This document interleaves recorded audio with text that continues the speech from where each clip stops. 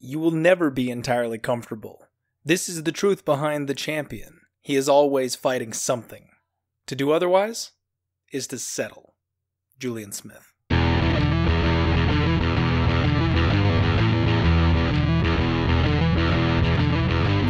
Woo! Ladies and gentlemen, welcome back to the Die Hard MMA podcast. I'm your host, as always, Clint McLean. And the UFC is headed to Chicago. Henry Cejudo faces Marlon Moraes. And the co-main event is Valentina the Bullet Shevchenko facing Jessica Ai. The third fight, the third leg, the third wheel is maybe the best fight on the entire damn card.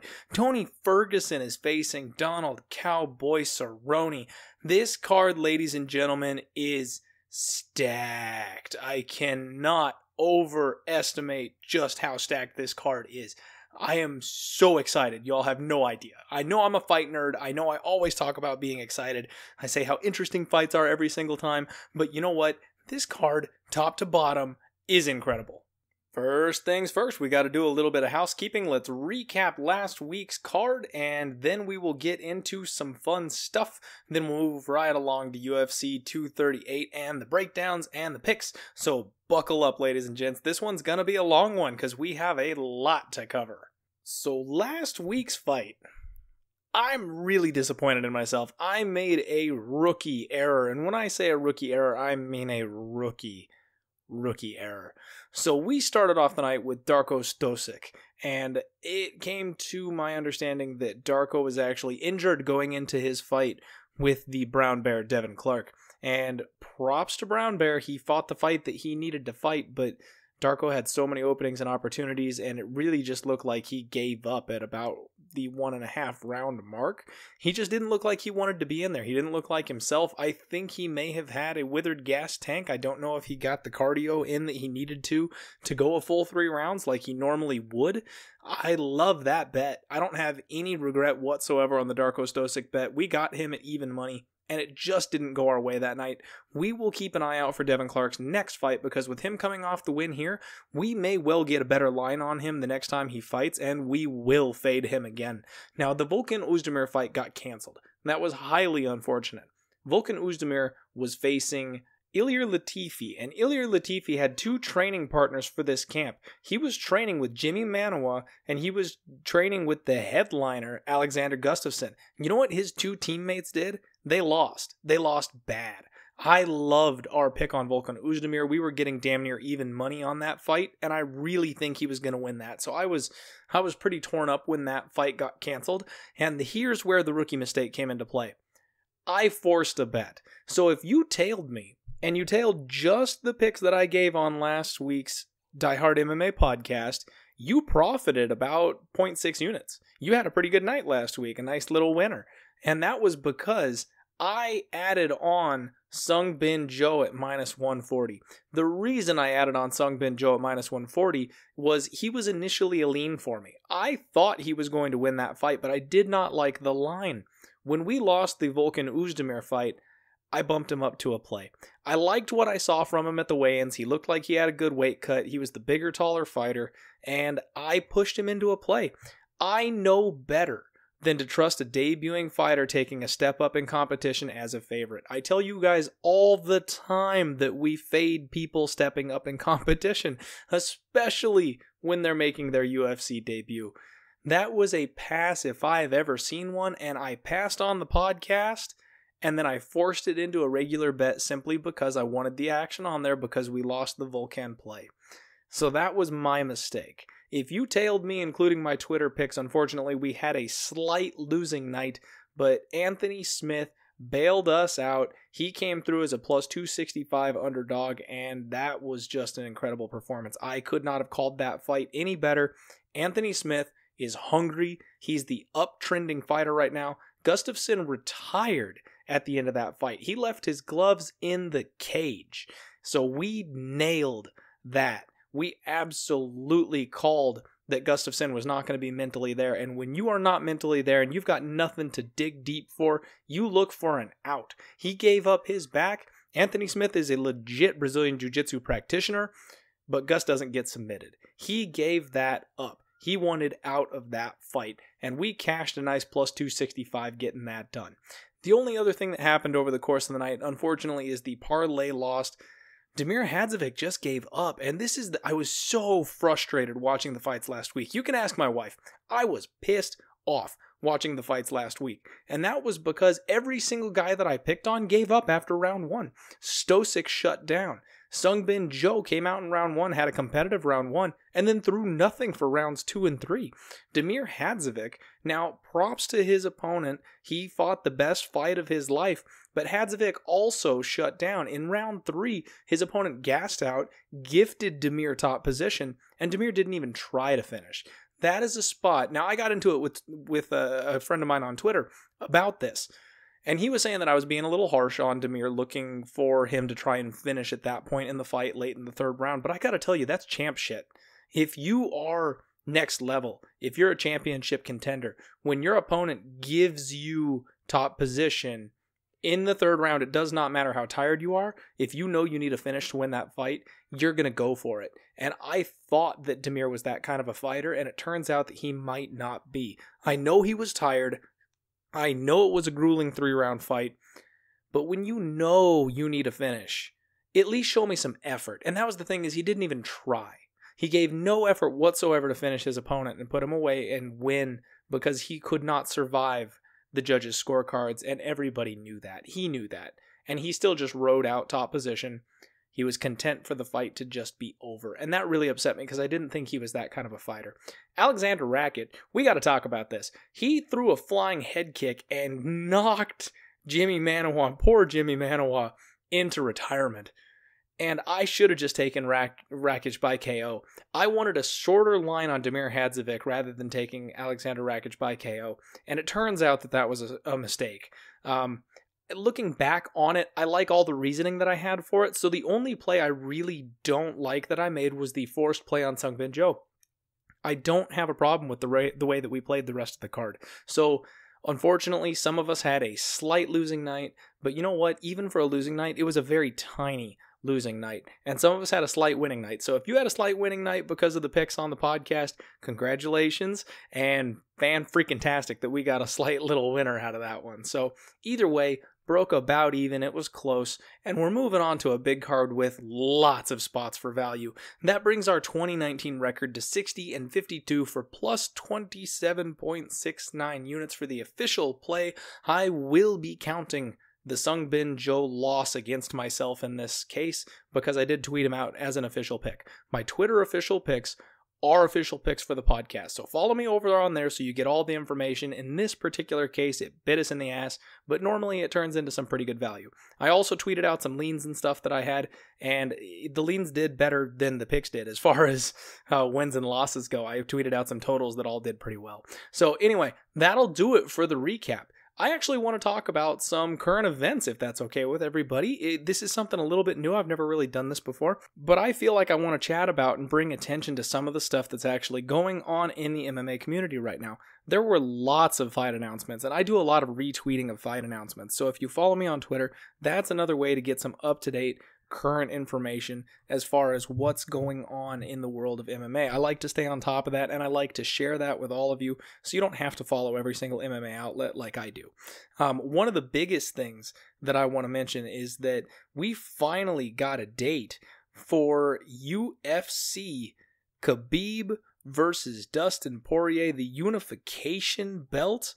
Oh, we have been waiting so long for this, and it's finally happening. Unfortunately, it's September 7th, so it's a little ways away. We've got a while to wait for it, but at least it's in the books. At least we've got a date, and I could not be more excited for that card. I cannot wait to break down that card when it comes out, and it looks like they've already got Khabib sitting at about minus 360. Insider information: don't make a move on that line just yet. We want to wait and let that thing mature a little bit. We've got a heavyweight fight coming up, Andrei Arlovski versus Big Ben Rothwell for San Antonio, UFC San Antonio. That's going to be a fun fight. I like that one. If you all remember, we were on Big Ben Rothwell when he fought Blagoy Ivanov, and he won that fight. I, to this day, stand by the fact that I say he won that damn fight. But the fact that he lost that fight on the record, on the judges' scorecards, everyone's going to look at that and see an L. We might get a good price against Andrei Arlovski. So I'm crossing my fingers for that one. And the last fight announcement I want to bring up is another absolute banger. James Vick versus Dan Hooker. We haven't seen Dan Hooker since he got murdered by freaking, what's his biscuit? Brazilian dude. Spinning back kick. Y'all know who I'm talking about. Dan Hooker got basically eaten alive by Barboza. That's it, Edson Barboza. He got torn up by Edson Barboza, but he showed just how tough he is. And James Vick has been on a little bit of a roller coaster in the UFC. This is another great crossroads fight, and I'm expecting violence. Both of those guys are huge for the weight class. Both of them really come to put their opponents away. That is going to be a hell of a fun fight. So, fun story for you all from last week's card. My daughter, Bexley, actually was straight up fading me. She was sitting on the couch next to me while I was watching the fights and she was playing. And every single fight that came up, I kept asking her who was going to win. And she kept picking everybody wearing blue shorts. And she went on like a 4-fight win streak. She was picking the opposite of me and just kept saying the people in the blue shorts are going to win. And she kicked my ass. She had a much better record last week than I did. So when I tweeted that out, one of you all asked me to put her on the podcast. And someone said, we want her picks for this week. So y'all are in for a treat. Introducing for the first time ever, my daughter, Bexley. So, Bexley, when we watched the fights, who were you cheering for? Was the guy in the blue shorts going to win or the guy in the black shorts going to win? Black shorts. No, when we were watching the fight, you said the guy in the blue shorts was going to win. Yes, and his name was Robin. Oh, Robin. Okay. There's so, two Robins. Okay, but Bexley, so this week, who is going to win? Henry Cejudo or Marlon Moraes? Who wins? My Rose. Marlon Moraes, he wins? Yes. Okay. I Thank you. Say bye to the people. Bye, people. So y'all heard it straight from my daughter. Marlon Moraes is going to be her pick for the main event. I'm going to start tracking her picks and see how she does. So you can pick who to tail if we go head to head.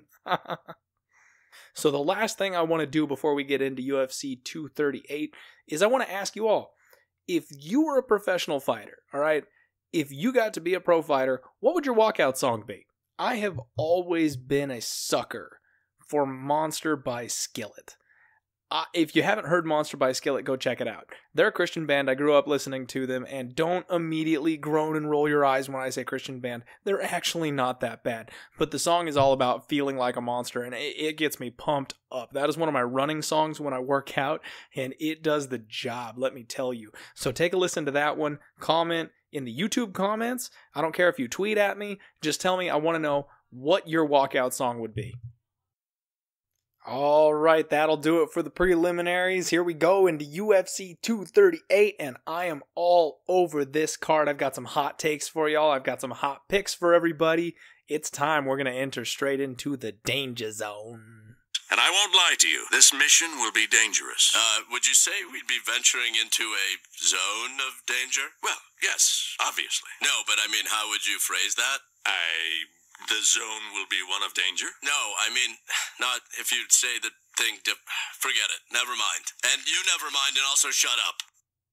For the first time in what feels like forever, we are going to be on the very first fight of the night. Head-to-head action, Caitlin Chookagian versus Joanne Calderwood.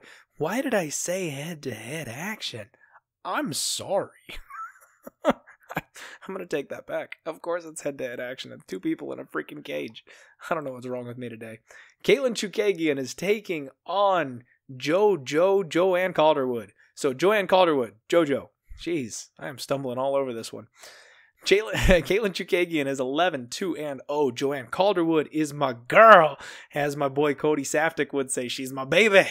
I got a crush on her. Not even kidding. Her voice is adorable. She's 13-3-0. And I am stoked. This is such a good fight to kick the card off. Both of these ladies love to strike, and this fight is closely lined as it gets. It opened up with Joanne Calderwood being a slight favorite, about -125. 57% of the money has come in on Caitlin Chookagian, forcing this thing to a pick'em. It's -110, -110, -115, -115. Pinnacle has it -107, -105 with a very slight edge still to my girl JoJo Calderwood. And honestly, they're right. That 57% is betting the wrong side. JoJo Calderwood is the dark horse of the women's 125-pound division. She is a silent, sneaky killer, and she is improving at a drastic pace. I absolutely love her here. And the fact that Chookagian, for whatever reason, is ranked where she is, I honestly think that she is ever so slightly overrated. She's a good fighter, don't get me wrong. But Joanne Calderwood is a much more well-rounded fighter. If this thing goes to the ground, Joanne's going to be the one who can take it there. She's going to have the wrestling advantage. Caitlin Chookagian, as far as I can recall, hasn't completed a takedown in the UFC. If it stands on the feet, I think JoJo is the meaner, more aggressive offensive striker, so that's going to lean in her favor as well. I think that she very easily should be a larger favorite in this spot. We're going to be on my girl JoJo Calderwood, and I am all about starting this thing off at a nice price. Pinnacle, -107 for JoJo. Let's go. Something for those of you who are a little bit crazier might want to do on this one. I am eyeballing Calderwood inside the distance. She's sitting at +415 right now over on 5 dimes, and I am tempted. Her striking is getting sharper and sharper. Like I said, she's going to have the ground game advantage here. And while Chookagian is tough, Calderwood's submission game is legit. She spent the entire first round against Kalindra Ferreira on her back, and with about 3 seconds left in the fight, locked up a triangle choke. She also TKO'd Valerie Letourneau in round 3 just to put a stamp on that fight. She has got that fast twitch finishing ability. I will very likely be sprinkling Calderwood inside the distance. I'm not going to give that one as an official pick, simply because Chookagian is tough as nails, but just know that I will be sprinkling that Calderwood inside the distance line. The next fight is bantamweight Eddie Wineland facing Gregory Popov. We've got a UFC vet in Eddie, 23-13-1, facing UFC newcomer Gregory Popov, who is 13-1-0. And this is a weird spot. The line is super close. Eddie Wineland started as a -130 favorite. About 63% of the money has come in on him, and he's still sitting around -130, -135. This line has not moved a whole lot, and I don't know what they're doing here. This guy, Gregory Popov, is 35 years old, and his last 3 fights have come against severe subpar regional competition. We're talking guys with even or losing records, and even a guy who was making his MMA debut. Now, Popov, there's not a whole lot of tape on him. I wish I had a better feel for this fight because I think this could be a good spot, but it's very hard to find tape on this guy. He's a Muay Thai fighter, and he's a legit Muay Thai fighter. So Eddie Wineland is more than likely the better, well-rounded grappler and mixed martial artist in general here. So I think if Eddie Wineland takes down Gregory Popov, he can either finish this thing by submission, or he'll win an easy decision when Popov gasses out after being under Eddie for 2 full rounds. So I want to say Eddie Wineland. I have a big, large lean to Eddie Wineland, but the fact that Eddie himself is getting older and Popov is a legit Muay Thai striker has me questioning this. If Eddie's ring IQ has dipped just a little bit because he wants to get in there and live out the glory days, or he doesn't respect a guy like Popov coming in to face him, it could be a short night. So we're going to take a pass here. But I do lean Eddie Wineland at -135. If I'm doing my $5 lottery ticket parlay for every single card on the fight picked, I'd be going Eddie Wineland. The next fight, we're moving up a few pounds. We are going to middleweight, where we've got Bevan Lewis, the extraordinary gentleman, facing Darren the Dentist Stewart. And this is a hell of a fight. This one's real fun. And Bevan Lewis has one of the best MMA nicknames in the game. The Extraordinary Gentleman. I love it. Darren the Dentist Stewart is 9-4-0, and he has crushing, face-rearranging knockout power. And his name is the Dentist because he knocks people's teeth out. I'm not making that up. Bevan Lewis is 6-1-0. He came off of Dana White's Tuesday Night Contender Series about this time last year, actually, with a nice, impressive TKO over Alton Cunningham. The fight got stopped about 3 minutes into round 1, and I felt like it was a bit of an early stoppage. Well, then he gets his UFC debut against Uriah frickin' Hall, and everybody and their mother was betting on Bevan Lewis in that fight. And I want my props, okay? I may have been the only guy publicly betting Uriah Hall in that spot. He was way too big of an underdog in that spot against a kid making his UFC debut. Uriah Hall KO'd Bevan Lewis in round 3. Now, to be fair, Bevan Lewis kicked his ass from bell to bell before that. He really impressed me in that fight. I was sitting there with my hands kind of around my head like, oh God, what did I just do? Because I was like, Uriah Hall, he's too much of a veteran to be thrown in there with this kid on his UFC debut. That's not how you treat somebody like Uriah Hall. He's real technical, he's real slick on the feet, and he can KO just about anybody when he hits that flow state. Bevan Lewis knew that, so he did everything in the world he could to keep Uriah Hall out of that flow state. He had a perfect game plan, and he executed it perfectly for 2 full rounds. Then he gassed out. He started slowing down just a hair, and that's all Uriah Hall needs is one shot, and he got it done. He knocked Bevan Lewis into next week. His eyes rolled, and it's real funny actually when I rewatched that fight. Bevan Lewis's eyes roll, but they roll right at Uriah Hall. So I was like, oh, maybe that was an early stoppage. He might not have been out. It looks like he's looking at Hall, getting ready to defend himself when Hall comes in while he's on the ground. Well, then the referee waves Hall off, and Hall walks around him and goes away, and Bevan's eyes don't move. They're still locked off to the side where Hall used to be, and I was like, oh shit, he's gone. So, no, it was a good stoppage. Long story short, that is not how you treat UFC newcomers. You do not throw them into the deep end with veteran, vicious KO fighters. Darren Stewart is basically a poor man's Uriah Hall, or a poor man's Yoel Romero, I think might be a better example. He's a plodding fighter who just kind of takes damage, and everybody wants to take him down because they're scared of the power that he brings to the table. He's got some serious power in his hands. He either wins by TKO or he doesn't win the fight. So in his last 6 fights, he went on a 3-fight losing skid. 2 by submission, 1 by decision. He bounces back with 2 wins over Eric Spicely and Charles Byrd, both second-round KOs, and then he drops a split decision to Edmund Shabazian towards the end of 2018. So if this fight goes to decision, it's more than likely that he loses. He's got a hell of a chin on him, and you really don't want to engage in too much of a striking battle with that guy because, like I said, he knocks people's teeth out. So I think Bevan Lewis is going to come in here and he will have learned his lesson from the Uriah Hall fight. The techniques and the technical aspect of the fight that he showed me against Uriah Hall makes me believe that this kid's got a giant upside. I'm super high on Bevan Lewis, but I hate the line. So Bevan Lewis opened as a minus 240 favorite, and money's been steadily coming in on Darren Stewart because I think the line is just too wide. People are seeing that Darren Stewart has that KO opportunity. He can end this fight at any point in time. And if Bevan Lewis slows down in round 3, Darren Stewart might be able to put him away. But I honestly think that Bevan Lewis is going to have the height, reach, and range advantage here, and he's going to put it to good use. He understands the game plan against Darren Stewart. We don't know what Bevan Lewis's wrestling chops look like. Everyone tries to take Darren Stewart down. Bevan Lewis might wrestle him, he might put him up against the cage, or he might stay at range and have kind of a light on the feet karate point style game plan here, where he doesn't really put himself in danger. The way he was slipping out of Uriah's way in rounds 1 and 2 in their fight really has me believing that Darren Stewart is going to have a hard time hitting Bevan Lewis, and if you can't hit him, you can't knock him out.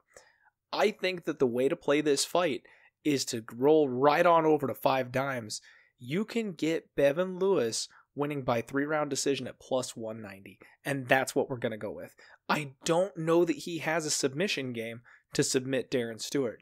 I don't know that Darren Stewart can be knocked out, and everybody's afraid of Darren Stewart's power, so I don't see Bevan Lewis making what I think would just be a terrible choice and wading into a knockout war with a guy like Darren Stewart.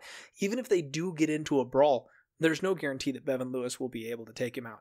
And the game plan he implemented against Uriah Hall tells me that he is a smart fighter. So maybe he picks him apart, and in the 3rd round he puts him away, because he can strike. Bevan Lewis has got some serious power. But we don't know that Darren Stewart is capable of being knocked out. The dude hasn't taken a ton of damage. He's only 28 years old, so it's not like he's some worn down fighter, and the only way that he has been finished is by submission. So I'm going to roll the dice here, and I'm going to take Bevan Lewis by 3-round decision at plus 190. Lock it up. The strategy behind this play is that instead of laying 2.5 to 1, or even counting on Bevan Lewis in a parlay, we're going to roll the dice with 1 unit and try and turn it into 2. Getting plus 190 on a single unit shot, when I think there's a lot of value on that decision prop, I think is a much smarter way to go than risking a parlay or laying 2 to 1 when you're facing a dangerous knockout artist. So think about it this way. If Darren Stewart comes out in round 3 and let's say Bevan Lewis does gas, Darren gets on top of him and pounds him out, we're going to lose 1 unit, right? Rather than losing 2.5 units by playing him straight at the full money line or busting a parlay, where now one of the other picks on the card is gone and broken and done, we're just going to lose that 1 unit. I think this is a much better shot at us actually turning some small units into turning some big units. And it's something I did a lot when the podcast first got started, and I haven't been doing quite as much recently. So I think there are some good spots this card. Expect a lot more of this. We're going to be firing some action this time around. So if you want to chop your unit size maybe down to 0.75 or maybe a half unit and then do a lot more plays like I'm talking about doing this fight, that may not be a bad strategy. I'll bet you we come out on top. But we are going to be kind of steering into the volatility this week because I see too many juicy spots to pass up. Next up, we are in the women's strawweight division where Angela Overtime Hill is facing Yan Zonan. I believe that's how you say that. Yan is 10-1-0, and I am super high on this chick. Angela Hill, we saw very recently making a short notice fight, and she was a minus 400 favorite, which we talked about being egregious. Now, she did look like a minus 400 favorite at times against Jodie Esquibel. However, Jodie Esquibel, who is not an impressive striker, landed some serious significant strikes on Angela Hill. She made that into a bit of a dogfight. Before that, Angela Hill was on a 2-fight losing streak against Courtney Casey and Randa Marcos. She's a real up and down type of fighter. Yan, on the other hand, she's a fresh face in the UFC, and she has been nothing short of dominant. Now, she has been facing a lower level of competition, but I don't know how big of a step up in competition Angela Hill really is. I was getting into it on Twitter with somebody today, and they were saying that Angela Hill's being disrespected by this line. She should be the favorite rather than being the dog, and I just don't agree. I think people have beer goggles from her fight with Jodie Esquibel. Yan is not Jodie Esquibel. Yan is a potential title challenger in a couple of years. You give this girl the right camp, you give her some time to, develop, and she is a serious threat. I want to give a quick shout out to my guy Jason Chandel over at MMA by the Numbers for some of these stats that I pull here. Yan averages 7 significant strikes per minute, and there are only 3 fighters in the UFC's 155-pound division who are above that or equal to that. She is in the elite company at the top end of the division. Angela Hill tends to allow more strikes come at her and absorb more significant strikes than she puts out. So that's telling me that not only is there a gap there, but there's a significant gap there. Hill is being outstruck by all of her opponents, and she's fought a relatively low level of competition, whereas Yan has put out more significant strikes than any of her opponents, and it's at an elite level. I think Yan's going to piece Angela Hill up. I do not think Angela Hill has the kind of wrestling and grappling chops that it's going to take down Yan and then keep her there. So I think this is going to be largely a stand-up fight, and I expect Yan to coast on this one. This is another spot where I tweeted out a line a little bit earlier, and if you follow me on Twitter, this is where it really comes into play. You really start banking here, because I got Yan at minus 190, and I don't like to lay big wood like that, but in this case, I'm going to. I'm going to lay 1.9 units to win 1 unit because I think that she is just that big of a favorite, and it's deserving. I'm going to fade Hill basically every opportunity I get. Now, we did beat that line movement, but it appears that there was some buyback, actually. Yan got as high as 210, 215, something like that as a favorite. She's back down now. You can actually get her at minus 187 over at Pinnacle. So for the podcast, you can get minus 187. Everywhere else, she's minus 190, minus 200. So I guess we beat that line move, and then in the end we didn't. But people like the underdog on close women's MMA fights, and I understand that thought process. I actually do that a lot myself, but I do think that Yan is being underrated in this particular spot. We are going to play her, and she is the kind of fighter who I wouldn't mind if you wanted to parlay rather than taking all the shots that I'm going to. Totally get that. I like her in parlays. I think she should be a significant favorite over Angela Hill, and I think she rolls here. And that wraps up the early prelims. The early prelims. Those 4 fights. Holy crap. Like, I love every single one of those 4 fights. I'm going to be on the edge of my seat for all of them. And that was the early preliminary card that's going to be on UFC freaking Fight Pass. We're not even on the prelims yet. Let's go. This card has me so pumped up right now. First fight on the UFC prelims, we're headed to featherweight, where Ricardo Lamas is taking on Calvin Kattar. And this is a spot where I really struggled to make this pick. Ricardo Lamas is a staple of the division. He's a constant contender here, and he's been around basically forever. And by that, he's sitting at about 37 years old. He's getting ever closer to that damned 40-year-old mark where I stop considering people at the lighter divisions because you just don't got it. You get out of your prime around that age. He's taking on the young up-and-comer, surging Calvin, the Boston finisher, Kattar. And Calvin is 19-3, and he's only 31 years old. Calvin is a monster, man. He lost to Renato Cornero, and that was back in April of 2018. It was a decision loss, but that was a fun back-and-forth fight, and Renato is a beast. Renato is a guy that we're looking at being a potential title challenger. He got derailed by Jose Aldo and Brian Ortega, but he's also only 30 years old, so he's going to improve and bounce back from there too. Prior to the Renato loss, Kattar hadn't lost since 2010, and that was a split decision. The dude's on a legit win streak. He steps into the UFC and faces Andre Touchy-Feely. Talk about a test for your first fight in the UFC. I know Andre hasn't had the types of performances that we all thought that he would. He never really evolved into that title challenger that we really expected him to be.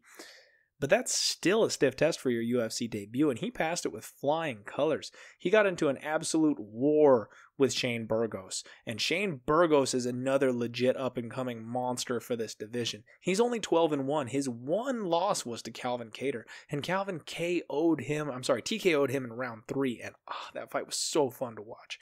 Going back and rewatching tape, you get to rewatch these fights that you kind of forget just how epic they were. Love it. So the Renato Cornero fight, that was another back and forth striking war, and one that I don't think you really take any points away from Calvin Kattar on. It was such a back and forth entertaining fight. Both guys get their stock level raised because of a war like that. So even though he lost it, he had a really good showing, and then they kind of gave him a break. They threw him in there against Chris Fishgold. I think the idea is they wanted something who was maybe more grappling heavy so they could really test how they were going to be, how good Calvin Kattar's like takedown defense and wrestling and things like that was going to be.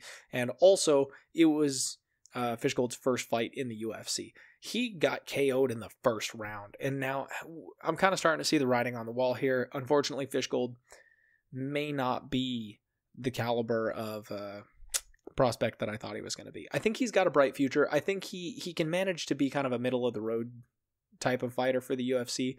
Not necessarily a gatekeeper, but that up and down kind of guy that's really fun to watch because he does always bring it, and he seems to finish or get finished whenever he comes into fight. He's really entertaining. But I do think that was a step down for Calvin Kattar. Now he's getting a significant step up.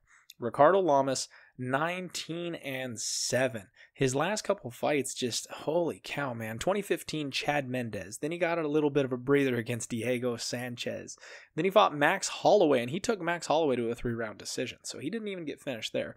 He subs Charles Oliveira, TKOs Jason Knight, and then in 2017, December of 2017, I remember this day, I was so hyped on this. He got KO'd in the first round by Josh Emmett, and that was when Josh Emmett woke the division up. He was like, I am here with that knockout. That was something else. Sorry, I'm fanboying a little bit on Josh Emmett here for a moment, but that was also Ricardo Lamas' 4th KO loss, so he's getting older and he's been KO'd more than once, something to keep in mind. He did fight Mirsad Bektic, and that's a really tough out for a bounce-back fight and lost a split decision there. And then he got Darren the Damage Elkins, another guy I'm a real big fan of, but Ricardo Lamas was just way too technical for him, picked him apart over the course of 3 rounds, and put Darren away in the end of the 3rd. Now, Calvin Kattar is going to be... I don't know, he's maybe somewhere between Josh Emmett and Darren Elkins. He's got that come forward pressure style of fighting, and he is a big boy for the division. He is huge. So he's 5'11 versus Ricardo Lamas is 5'8. Calvin Kattar is going to have all the size, all the physical advantages. He's going to have the youth advantage here, and his war with Shane Burgos really just showed me the kind of damage that he can take and then pay back. I don't think he even got rocked in the Shane Burgos fight. That was an absolute war, and both of those guys went toe to toe. Calvin Kattar's chin checks out. I think Ricardo Lamas has a ground advantage here in this spot, but I do not think he's going to be able to actually take it down.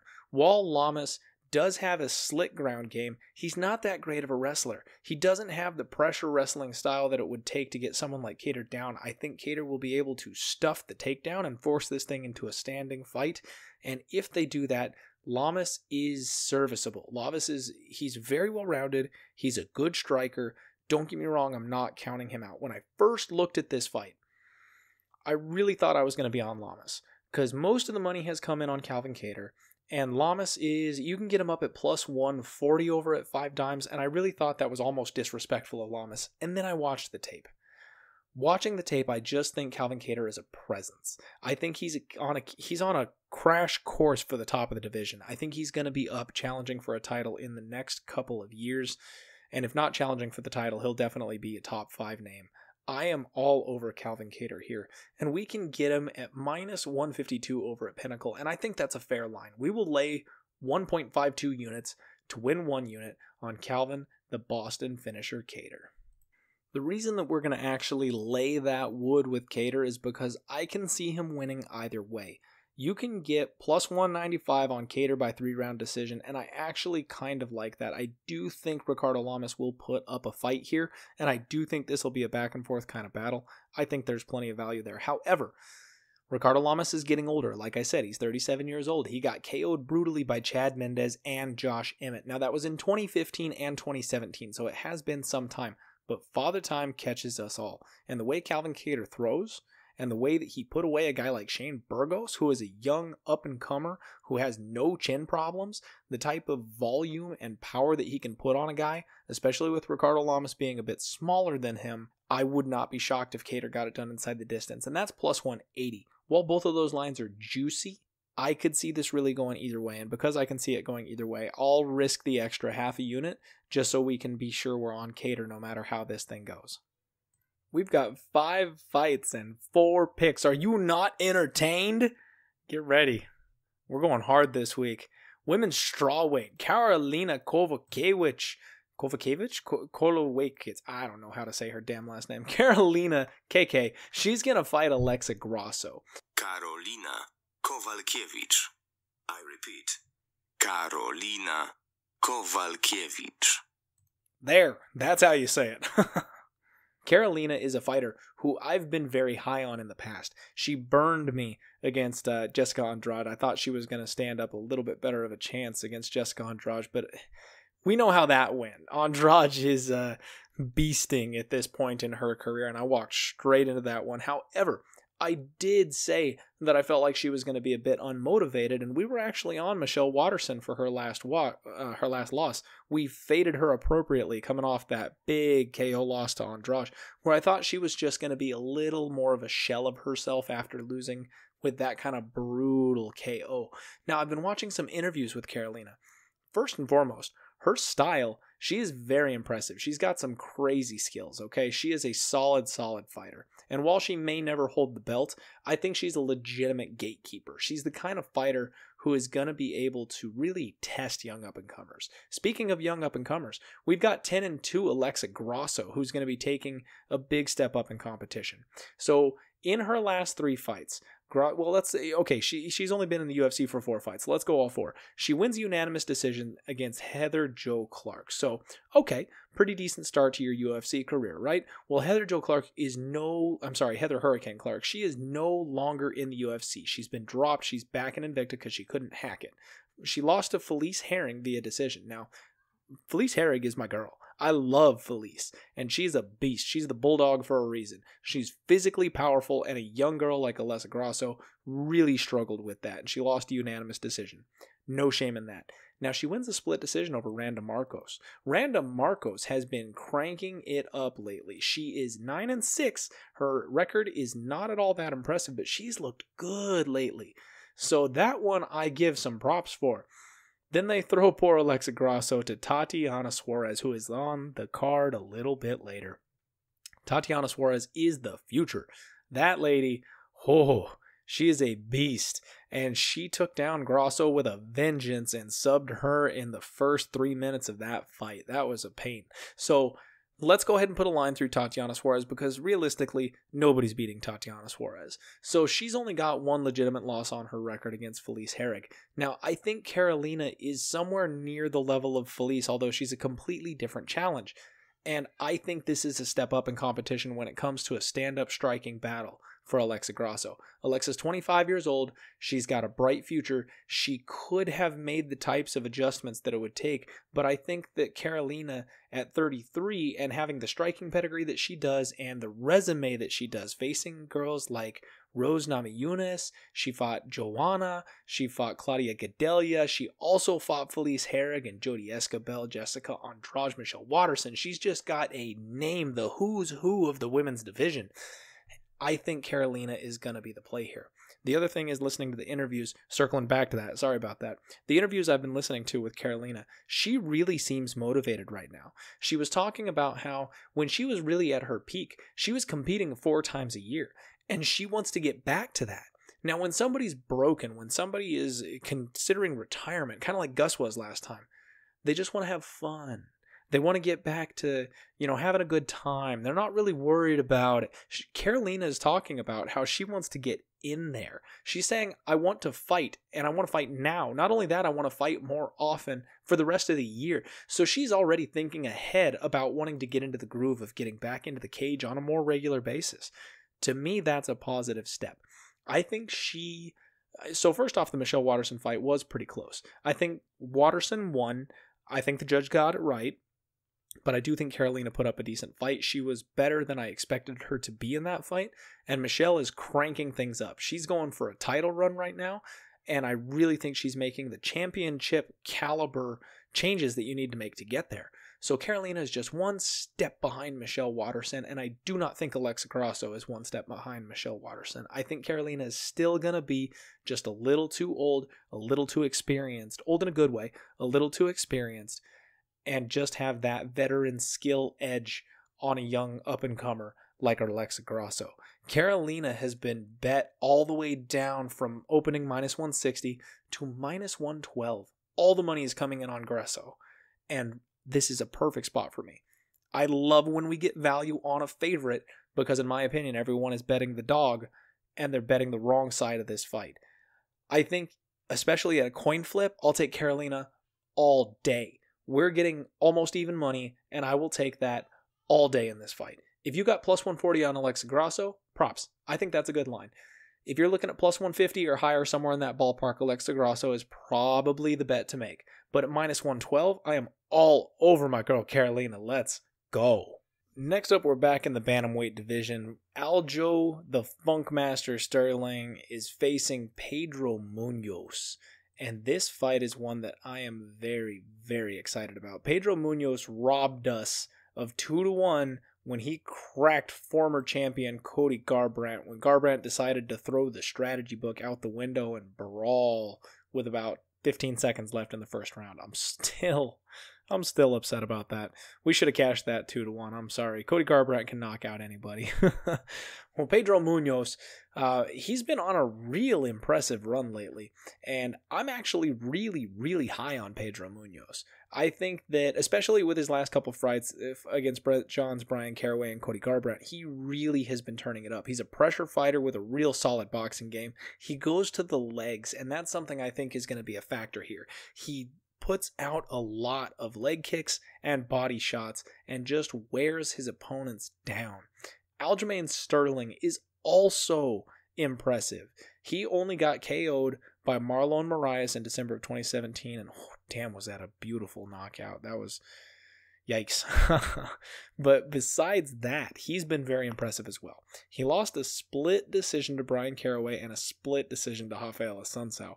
Neither of those really come with any shame, and the fact that they were split decisions, I recall those fights, they were very, very close. So if you kind of put a little bit of a grain of salt on those, he could be 19-1. He could very well only have the one loss to a guy that's fighting for the belt in the main event later on this evening. So this is a tough fight. Aljo Sterling just had really, really good-looking performances against Jimmy Rivera and Cody Stamann. Now, Jimmy Rivera is another fighter who I have kind of a tough time with. He's got a very impressive record, and he's a solid fight. You know what? We're going to get into him in just a little bit. He's got a fight coming up tonight also. A lot of these guys, it's almost like a tournament night. A lot of these fighters have similar records. They have a lot of the same names on their records, and a lot of them are on the same damn card with all of them. So we'll get to Jimmy Rivera. Put a pin in that. Aljo looked good against Jimmy Rivera. He won a unanimous decision, and he surprised everybody with a sick knee bar submission of Cody Stamann on September of 2018, back on Woodley versus Till, UFC 228. That was a fun card too. So both of these guys are surging, and that is reflected in the betting line. I fully intended to come in here and tell you all that I was going to be taking Pedro Munoz as a nice juicy dog. I looked at him a little bit earlier, I think yesterday, and he was up around plus 130, plus 140. I think that is disrespectful of Pedro Munoz's skills, and I think if he comes in with the leg kick game, he can put Aljo Sterling down in the third round or grind himself to a nice decision win. However, Aljo does have a legitimate takedown and grappling game. Pedro Munoz is very scrambly, so he can defend all those submission attempts. I don't know how well he can stop the takedown, though. He hasn't really fought too many people who have really tried or been able to implement a wrestling style of fight against him. So this is a super, super close and interesting fight. And because I didn't lock that bet in, and because we're doing the podcast and I take the picks the way they are unless I tweet them out early, I'm going to take a pass here. This is going to be a sit back and drink a beer kind of fight because this is going to be a fun one. Now keep an eye on my Twitter because if Pedro Munoz works himself all the way back up, we might be taking a stab on him. This is another one where I don't necessarily want to take a prop on just because I think Pedro could win this thing inside the distance. He could TK Aljo Sterling, but only one guy has TKO'd Aljo Sterling, and that was Marlon Moraes, and we know the kind of power that guy brings. With a kind of grinding, wear the damage on you over time style, Aljo may be able to take that. And with his wrestling style, he may be able to prevent some of that. So even if he starts getting pieced up in the third round, he might not actually go down. So something I might sprinkle on at fight time would be a Pedro Munoz round 3 prop. I think round 3 is going to be the prime point where if Aljo gasses or slows down a little bit, Pedro might get it done. Inside the distance for Pedro is plus 345, and don't get me wrong, I am tempted. Sterling by submission is also going to be another juicy type of prop. Really, honestly, this kind of a fight, you can bet either side, and you can bet it almost any way you want, and I would not fault you. So if the line widens back up, we might be on Pedro Munoz as a bigger dog, but as of right now, we just got to take a pass, and we'll watch very closely and see how that money comes in over the next couple of days. Next up, we're back at women's strawweight, where we are circling back to Tatiana Suarez, 7-0, and the UFC's new bright star in the women's division. They are making a push for this lady, and she is looking like a champ. She is basically everyone's pick to take over the division and be the one to dethrone the current champion. She's facing Nina Ansaroff, who is 10-5-0. Nina is another one of those middle-of-the-road type of fighters who has been on a very, very good streak. She had 3 back-to-back losses early in her career from 2010 to 2011. She hit a bit of a skid where she dropped back-to-back losses in 2014 and 2016, but she is riding a 4-fight win streak. She actually has an impressive set of wrestling chops herself. She won a unanimous decision over Angela Hill, Randa Marcos, and Claudia Gadelha, and that Claudia Gadelha one, if I recall correctly, she was a pretty decent-sized dog in that fight. I think that one was a pretty big upset, because Claudia Gadelha, she's known as a grappler. That's kind of her thing, is she's a vicious, powerful grappler for this division, and Nina Ansaroff getting the upset on that spot, that was kind of a big deal. Well, now they are throwing poor Nina to Tatiana Suarez, and Tatiana, she's as high as minus 1150 in some places. She's about minus 900. That's kind of the average line here, but you can get Ansaroff as high as plus 600. Ansaroff is the kind of fighter who I think thrives in the underdog role. She does the best when you count her out, and boy is she being counted out here. So I would love to take a flyer on Nina Ansaroff. I would. You all know I love my dogs. I love betting underdogs. I don't think I can bet this one here. Even though she defended takedowns against Claudia Gadelha, I think Tatiana Suarez is a different beast, and I think she is an even more powerful physical fighter than Claudia Gadelha is. So I don't know that Nina is going to be able to defend enough takedowns to stop Tatiana Suarez.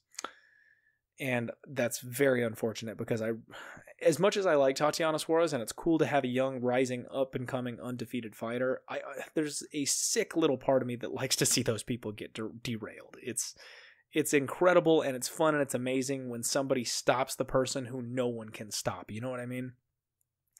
I might have a small personal flyer on Nina Ansaroff come fight time, because I think the money is just going to keep pouring in on Tatiana Suarez. I don't think anyone's giving Nina a chance, and I think I'm actually pretty high on Nina. I think very highly of her. The last couple fights that she's been in, she has proven herself.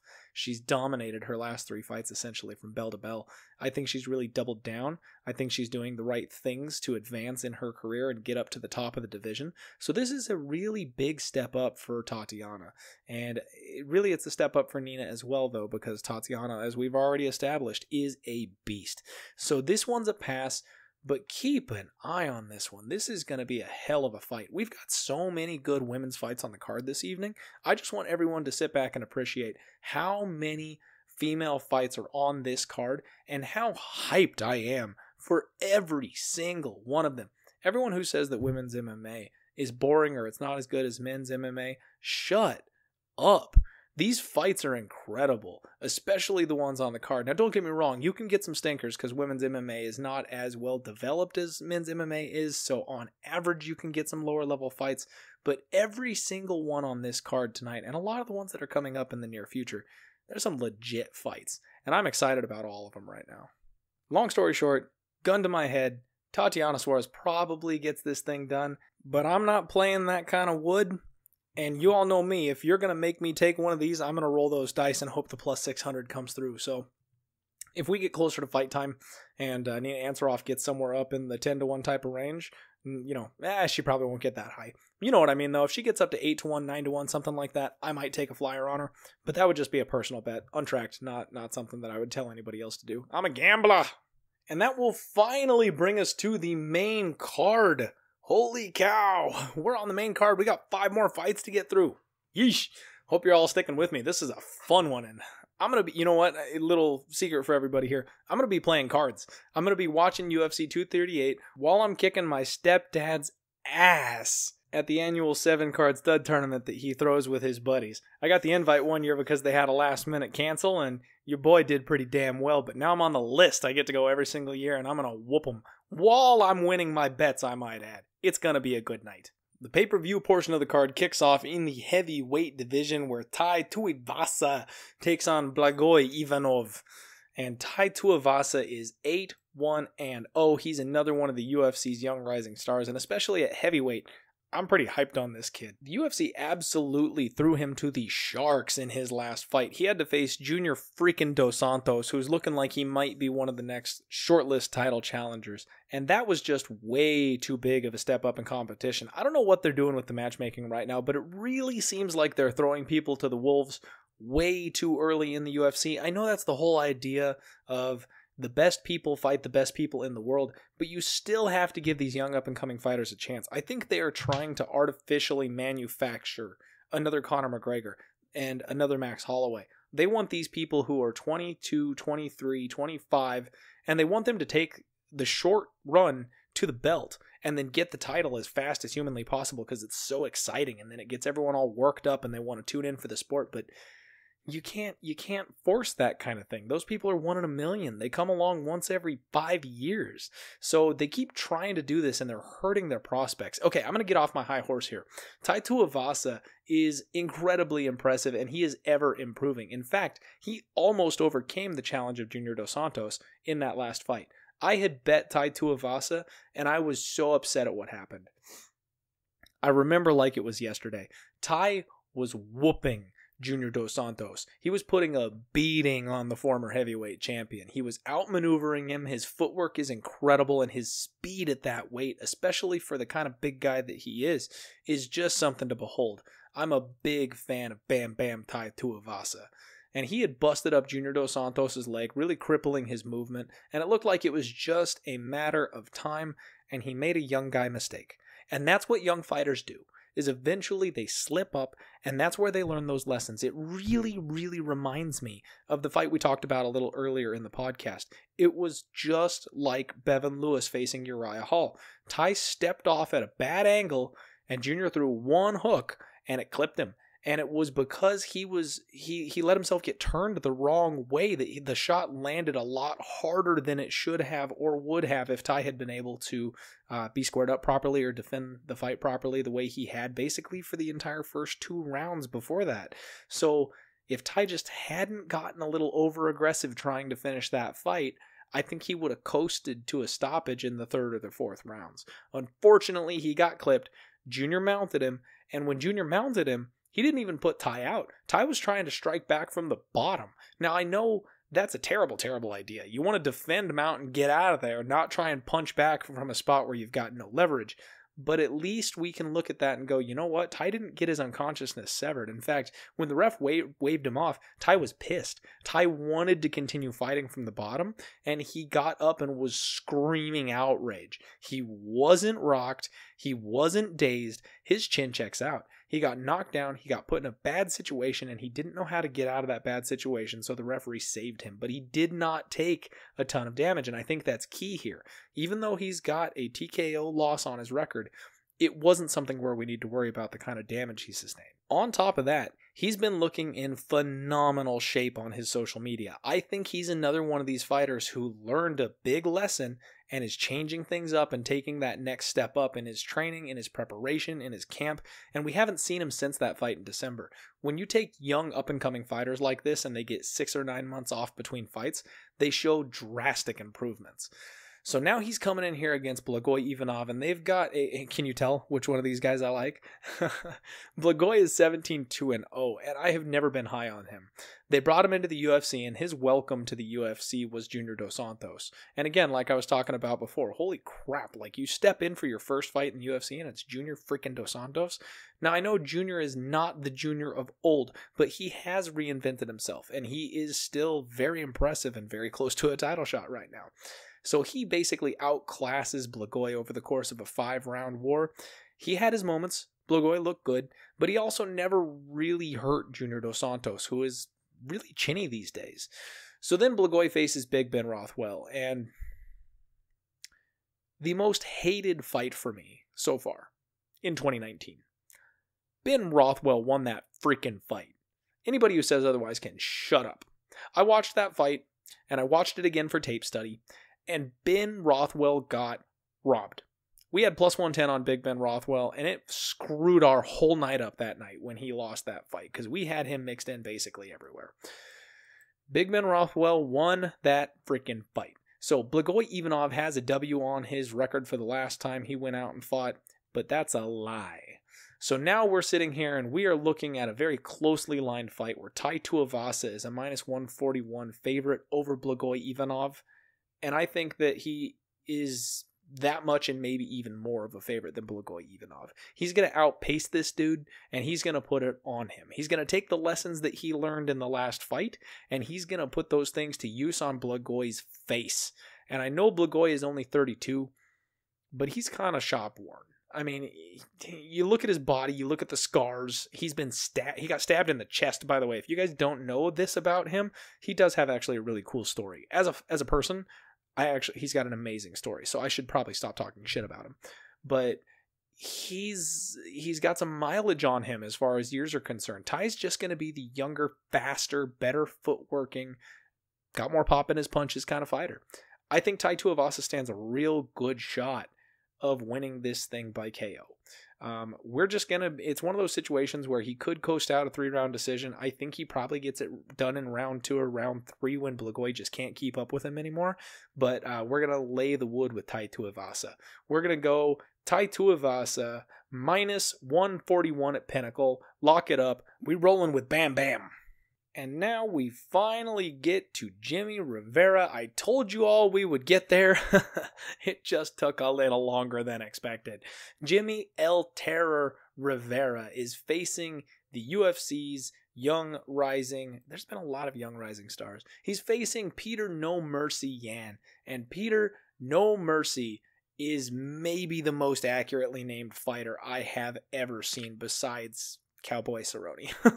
And he wears a freaking cowboy hat. So yeah, he's cowboy. Peter shows nobody mercy. He is the definition of no mercy. And Jimmy Rivera, it's so weird. I feel like he's a lot older than he is. I feel like he should be like 35. He's only 29. And that really kind of surprised me.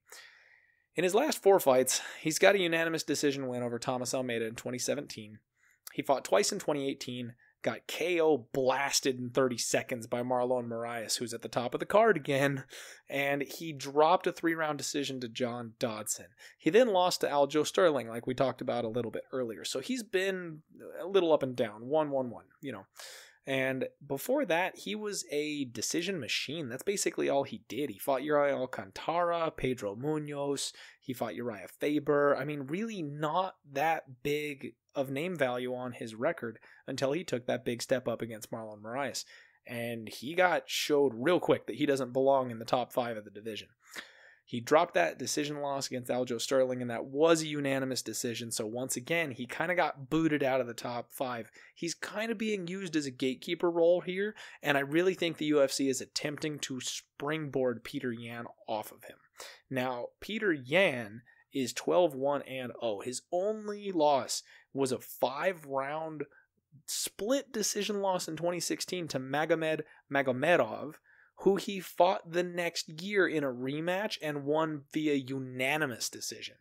Now, Magomed Magomedov is another one of those Russian killers, and he's got 2 losses on his record. One of them is Peter Yan. So he's a legit fighter, and that may have been on the regional scene, but he was a legit fighter. And the fact that Peter Yan got that loss back, I know you can't erase losses off your record, but he lost a split, and then he won a unanimous against the same guy. Draw a line through that loss, son. Peter No Mercy Yan is undefeated.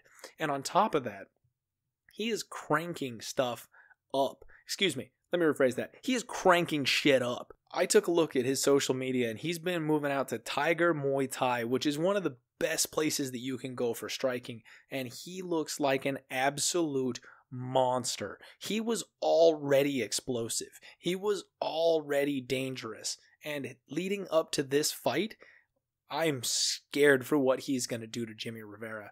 The kind of explosive power that this kid has, I think he's going to wear Jimmy Rivera down, and I think Peter Yan puts him away probably in the 2nd round. I just don't think Jimmy's going to be able to hold up against that kind of power, and we can get Peter Yan inside the distance at plus 160. Lock that shit up. All right, Peter Yan is sitting as a gigantic minus 365 favorite. He's a huge favorite. And you're telling me we can get that kind of a favorite inside the distance for dog money? Are you kidding me? I will take that all day. It's just like we were talking about earlier. You want me to lay 3.5 to 1 on this guy, which I think that's warranted. I think you can lay 3.5 to 1 on him, but I'd rather risk 1 unit, because then if something crazy happens and Jimmy outgrapples him for 3 rounds, I'm not losing 3.5 units. I'm only losing 1 unit. And I think Peter Yan does have easily the ability, well, not easily, but he's got the ability to pound a guy like Jimmy Rivera out. So let's take Peter Yan inside the distance at plus 160. You can get plus 114 Peter Yan by decision if you think that Jimmy's durability is going to hold up. But Jimmy's been hurt in some of his last couple of fights. And the way he got KO'd super quick against Marlon Moraes, Yan's the kind of guy that's got that fast twitch power, kind of like Marlon does. I don't think it'll happen that fast because Yan kind of likes to play with his food and he beats people up over the course of several rounds, but I don't think Jimmy sees the bell on this one, guys.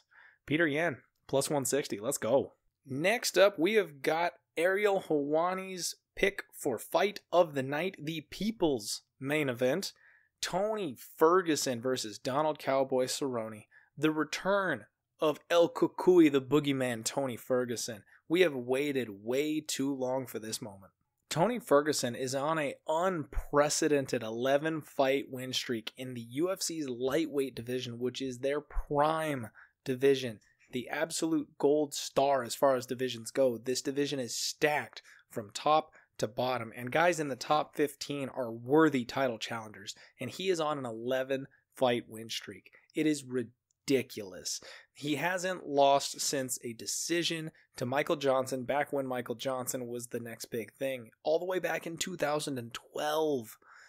He hasn't lost to anybody, and he's got names like Kevin Lee, Rafael Dos Anjos, Edson Barboza, Josh Thompson, Gleison Tebow, Anthony Pettis, and he finishes these guys. He is next level. And like he says on Twitter all the time, champ shit only. He won the UFC's interim belt when he fought Kevin Lee, and unfortunately he got injured and sidelined and got that belt stripped from him. And it is a long, sad tale what happened to Tony Ferguson. He should be getting a title shot against Khabib.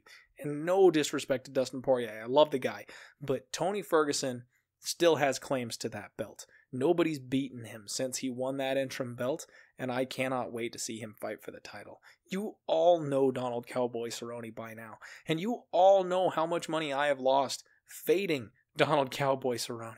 Basically, I can't get this guy right, and I told you all that I just need to lay off of Donald Cowboy Cerrone because every single time he fights, I get it wrong. I cannot pick for or against this guy to save my soul. So I'm not gonna. If you follow me on Twitter, I tweeted out earlier, I'm taking Cerrone versus Ferguson. Fight does not go to decision at minus 115, and this is another one where we beat the line move. Right now, you can get fight doesn't go to the 3-round distance at minus 130 over on 5 dimes. So we beat yet another line movement, and that is value, ladies and gentlemen. When you get a better number than anybody else does, that is straight up value. I think that both of these guys are hungry to prove that they belong in the next fight for the belt. Tony Ferguson, because he should have been there already. And with personal issues and then the knee injury, he got sidelined at a bad time. But with him coming back after the long layoff, and especially the stuff that's been going on in his personal life, where's his head at? And how healed is he? Tony Ferguson gets hurt in almost every single fight that he is in. That's what really causes him to kick it up a gear, and then he wrecks his opponent's shit after he gets hurt. So he stands a chance of being finished almost every time out, especially against the dangerous type of strikers that he's been up against very recently. Well, Donald Cerrone tends to start slow. Tony Ferguson is not going to start slow. I think Tony Ferguson's going to put it on him early. And Donald Cerrone has a fight or flight reflex. Once you put it on him, that's when he starts coming back at you hard. The first one of these guys that gets hurt is going to fire back to try and get that back from their opponent. And I really think this thing is just going to escalate until one of them goes down. I feel like it's going to look very similar to Tony Ferguson's Anthony Pettis fight. The first round might be a bit slower. It might be a bit feeling out while they both kind of get comfortable. And then I think it's just going to crank up and never go back down. If I had to pick, if you were going to make me pick here, damn it, I'd pick Tony Ferguson. I would fade Donald Cerrone yet again. I know he's I've said that he's been hurt to the body a lot, and that has just proven not to be true over the course of his last 4 or 5 fights. But Donald Cerrone has had body issues, and Tony Ferguson rips to the body hard. And Donald Cerrone has been hurt and knocked out a couple of times. And Tony Ferguson has vicious, brutal elbows. And if this thing goes to the ground, Donald has no problem working off of his back with his submission game. And we have seen what Tony Ferguson does when he's on top of people. He dices them up and causes them to bleed with those elbows and then TKOs them. He also has no problem being on his back. He has, holy crap, 8 submission wins on his record. I think Tony is the rightful champion. He's only a year younger than Donald Cerrone, but he's reached higher levels of the game than Donald Cerrone has. In the more current era of the UFC, I think Tony Ferguson is a next level fighter. And unfortunately, I think Dad Cowboy Cerrone, the happy story, likely ends here. But because I've said that, Donald Cowboy Cerrone is a lock to win this fight since I have picked against him. Throw your entire bankroll on Donald Cerrone, because since I said he's going to lose, he's probably going to starch Tony in the first round, which is exactly why I'm going to play the fight doesn't go the distance prop at minus 115 instead of taking one of these fighters, because I just don't see how either of them holds up over 3 rounds against the kind of pressure and power that they can unload on each other. Now we go to the co-main event where Valentina the Bullet Shevchenko, newly crowned champion of the women's flyweight division, takes on Jessica Evil Eye. And this is another fight that I like. I don't know that I'm going to have a pick here for you all, unfortunately, because I just don't like it. Valentina is a massive favorite. She's the biggest favorite on the card. She's as high as minus 1,600 right now. People think that she is the lock of locks. Now, Jessica Eye, she's been making some improvements. She's another one of those scrappy fighters who I think is being heavily underrated here. Now, she is not, I repeat, she is not on Valentina Shevchenko's level. But if you're telling me they fight 10 times, Jessica Eye doesn't win one of them? I don't know how true that is. That's a long shot. That's a real long shot. And especially at this level of the game, when it comes to women's fights, I don't know that Valentina is that much above Jessica Eye. But unfortunately, there's no value to take anything else. I mean, if you want to roll those dice and say Eye wins inside the distance, you can get plus 1440 on her. But the problem is, Valentina can basically piece Jessica Eye up over the course of the full 5 rounds, and Jessica Eye is tough. And this might end up having some grappling in it. Jessica Eye moved over to train with Gray Maynard, and they are really working on her offensive grappling. I think she's going to show some new grappling chops, and she might make this thing a bit closer than people think it's going to be. Do I think she's going to win? Probably not. But she might make some Valentina backers uncomfortable. And because of that, I don't want to lay that kind of wood with Valentina Shevchenko. You could take Valentina Shevchenko inside the distance at minus 128. I do think that there is going to be a decent amount of value on Valentina by submission when that prop drops. Inside the distance is probably fair because she's such a good striker. She can KO pretty much anybody. But Jessica Eye doesn't really lose inside the distance. Now, she might get subbed because her plan is to engage in the grappling and shut Valentina down. But how fun would it be if Jessica Eye became the champion? How fun would it be if working with Gray Maynard got her wrestling where it needed to be for her to actually out-grapple Valentina for 5 rounds and win a split decision? That would be just nuts. Anyway, we're going to pass on this fight. It's going to be probably a fun one to watch. It's probably going to be a showcase for Valentina Shevchenko. Jessica Eye will probably grapple her for the first couple of rounds and then realize that she is outclassed. Valentina maybe puts her away or just beats the hell out of her for the last 3 rounds of the fight. But the all-star spot here is the main event of the evening. Henry the Messenger Cejudo, the King of Gold, 14-2. And the man who dethroned the champion, the GOAT, Demetrius Johnson. And Marlon Moraes, 22-5-1, and the number 1 contender for the 135-pound belt who never got his shot. What a story. I am so freaking excited for this fight. It is such a good storyline. Henry Cejudo, I am a big fan of Henry Cejudo. I have been all over this guy. I won on him against Wilson Hayes. I won on him against Sergio Pettis. I won on him as a massive underdog against both Demetrius Johnson and by KO against TJ Dillashaw. We have been doing nothing but cash out on Henry freaking Cejudo. Now, Marlon Moraes, I kind of hate this fight. As much as I love this fight, I hate this fight. Because both of these guys are guys that I make money on. And both of these guys are guys who I wanted to bet on against TJ Dillashaw and just basically against anybody they fought in the future. So when they go against each other, I've got to make a real tough decision. Marlon Moraes is on a straight 3-fight finishing streak. He hasn't gotten out of the first round for his last 3 fights. Now, I think the key to this whole thing goes all the way back to his second UFC fight when he fought John Dodson. John Dodson is a smaller fighter. He's a 125-pounder who, after he couldn't beat DJ twice, moved up to see how he could do and then not quite so much weight. He has a speed advantage over most 135ers, and he's still got some decent pop in his punches. Now, Marlon Moraes won a split decision against, John Dodson. I almost said Demetrius Johnson. He won a split decision.